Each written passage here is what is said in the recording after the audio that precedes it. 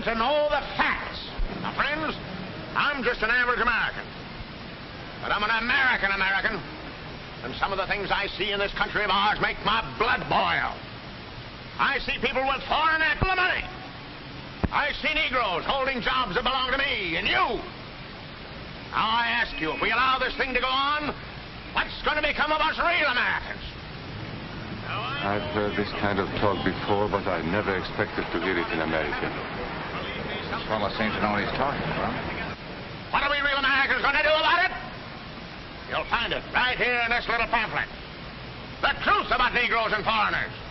The truth about the Catholic Church. Do you believe in that kind of talk? I don't know, makes pretty good sense to me. And I tell you, friends, we'll never be able to call this country our own until it's a country without. Without what? Yeah, without what? Without Negroes. Without alien foreigners. Without Catholics. Without Freemasons. You know these. What's wrong with the Masons? I'm a Mason. Hey, that fellow's talking about me. And that makes a difference, doesn't it? These are your enemies. These are the people who are trying to take over our country. Now you know them. You know what they stand for. And it's up to you and me to fight them. Fight them and destroy them before they destroy us. Thank you.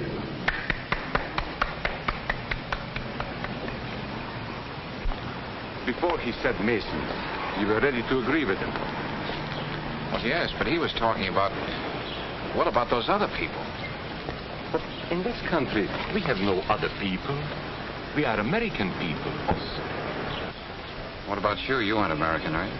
I was born in Hungary, but now I am an American citizen. And I have seen what this kind of talk can do. I saw it in Berlin. What were you doing there?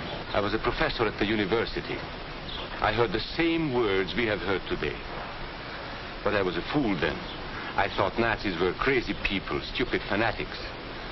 But unfortunately, it was not so.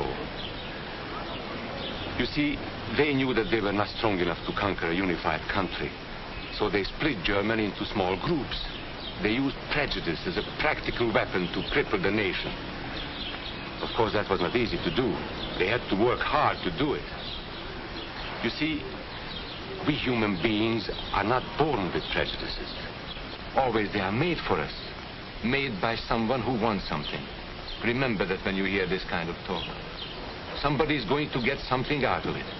And it isn't going to be you. Your right to belong to these minorities is a precious thing. You have a right to be what you are and say what you think, because here we have personal freedom. We have liberty. And these are not just fancy words. This is a practical and priceless way of living. But we must work at it.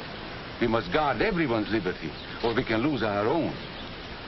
If we allow any minority to lose its freedom by persecution or by prejudice, we are threatening our own freedom.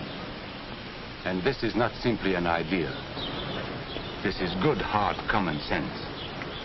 You see, here in America is not a question whether we tolerate minorities. America is minorities. And that means you and me.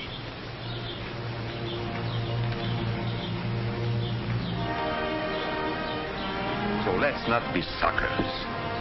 We must not allow the freedom or dignity of any man to be threatened by any act or word. Let's be selfish about it. Let's forget about we and they. Let's think about us.